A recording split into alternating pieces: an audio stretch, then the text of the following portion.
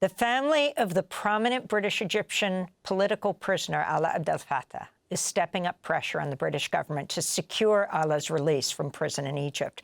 They've repeatedly called on British officials to prioritize his release above any new trade or economic deals with Egypt and to issue sanctions until Alaa is free. I was in Egypt back in the end of 2013, covering the unfolding political crisis there for Al Jazeera, and I was arrested on terrorism charges. I was thrown into solitary confinement in Limentora prison, and one of the first voices that I heard when I went in there was Alaa's.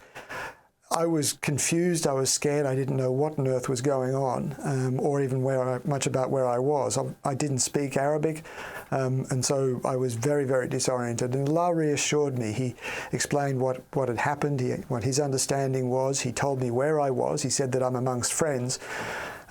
And he also gave me some of the psychological tools that I really needed to survive prison. He also inspired me to write 2 letters that we smuggled out of prison that really described my imprisonment as an attack on press freedom rather than as any judicial process related to anything we'd done. And that really framed the campaign that ultimately got me out.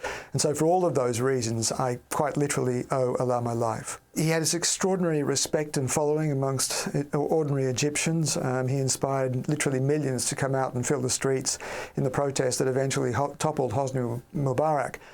And I think that is why the Egyptian authorities are still keeping him there, because he is the most popular, the most recognized political prisoner in the system. And I think they fear his capacity to mobilize people. They fear his capacity to inspire.